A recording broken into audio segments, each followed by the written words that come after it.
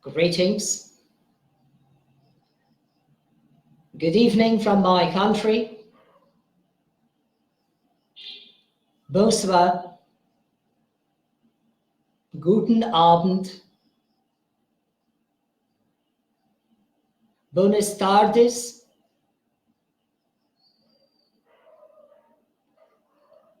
Namaskaram.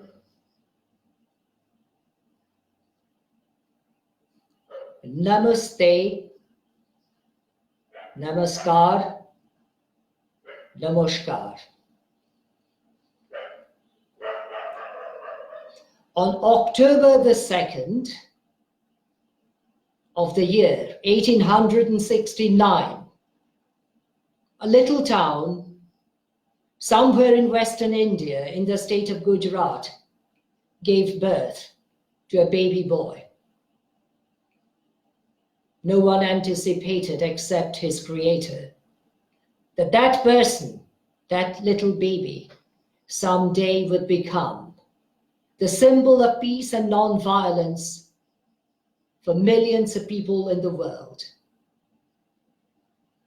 I'm talking, of course, of late Mahatma Gandhi, whose birthday many of us celebrated in this country today.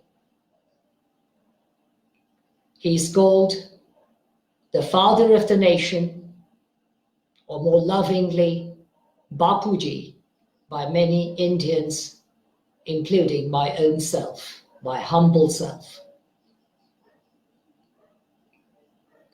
He became a lawyer. He was called by the Inner Temple Bar of the United Kingdom of Great Britain and Northern Ireland. Perhaps in those days, the United Kingdom of Great Britain, not Northern Ireland as we know it today. He went to South Africa to appear as a lawyer, but was evicted from a first-class compartment, even though he had a first-class ticket and was traveling lawfully, simply because of the color of his skin. He began campaigning against injustice, initially in South Africa, which in those days was no doubt part of an empire, which boasted itself by saying the sun would never set on that empire. He was persecuted in that country. He was jailed. He was beaten. He was humiliated by various means. But he could bring a movement which brought freedom to many later days in various countries of the British Empire.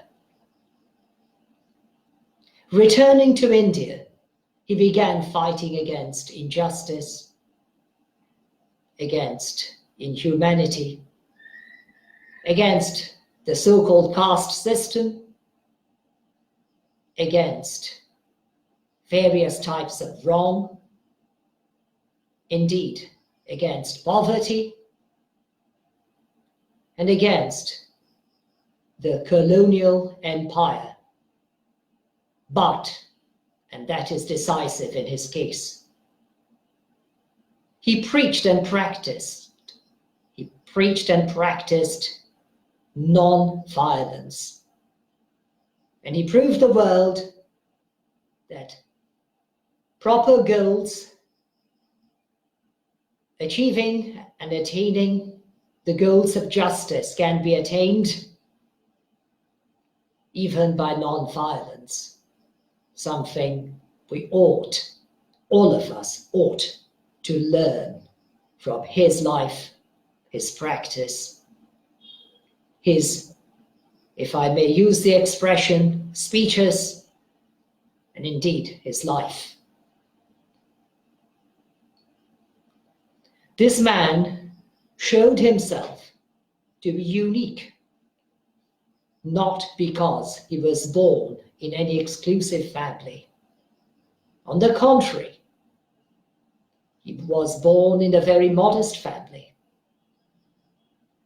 But today, most people who are educated even to some extent know his name. But he had a dream to see India free, not merely of poverty or of a foreign empire. But his dream was to see justice for all, equality for all. He did not discriminate among religious groups. On the contrary, he tried to unite them. He wanted to ensure that everyone enjoyed the birthright of freedom. Everyone, every single person of his country. He wanted to ensure that justice could be achieved by non-violence. He wanted to ensure that liberty of a human being would not be violated.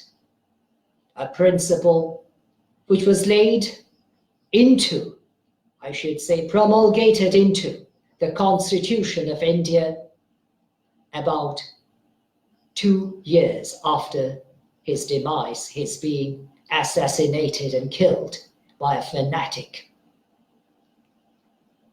He wanted to reunite India, at least in spirit, if not geographically, after the separation. He sacrificed his own life trying to achieve that goal.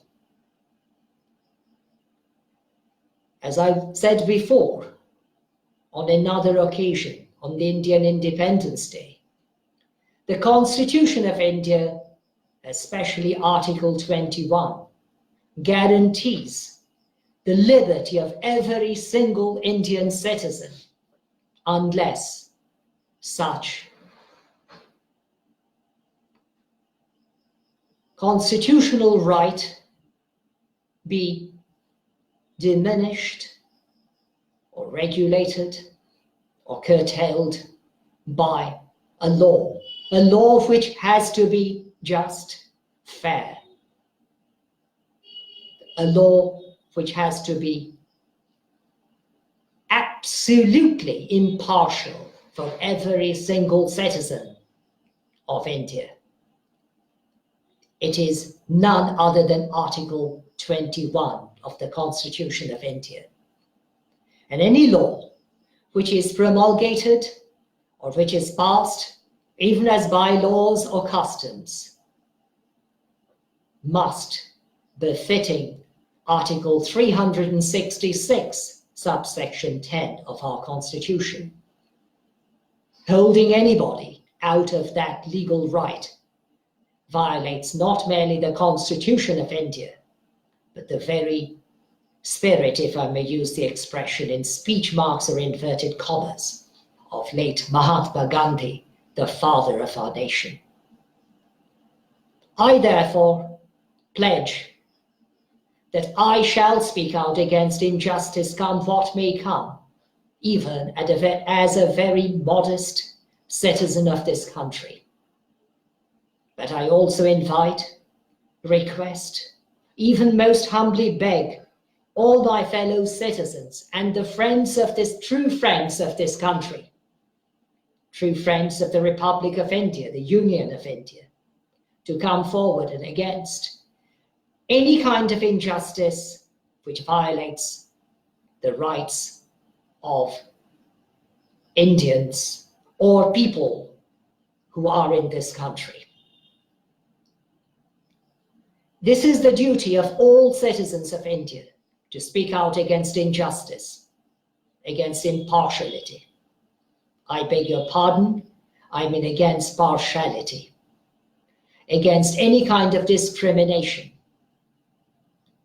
We are all one people, and that can be only realized if, but only if, we recognize the birthrights of our fellow citizens, regardless of their religious faith or belief, regardless of the color of their skin, regardless of their gender, regardless of their backgrounds. We are one, and we need to be one. I remember saying once, long ago, that if our body, our physical body, is immunized against illnesses by being healthy and sound, foreign illnesses, regardless of what kind, how dangerous, how perilous, how deadly, how fatal, they cannot attack us. Likewise in a country. If a country is free from corruption, from treachery, from discrimination, from violation of rights, legitimate rights of others, that country remains secured and safe. This applies to our country and every single country of the world. It applies to every regime which reigns or rules over a country. It applies to every human being integrated into the human race. We are no different.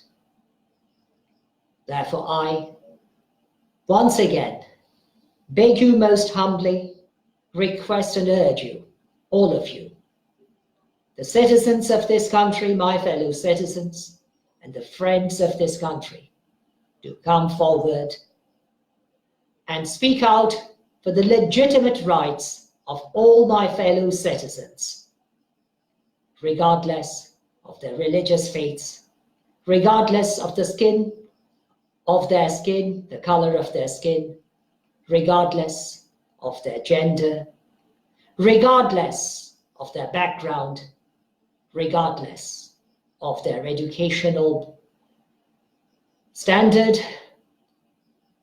I pray and beg all of you to do the same, and thank you in anticipation for so doing, while I remain your most humble servant, a global citizen I call myself, in serving in the best interest of my fellow citizens of this country and the global citizens of the world.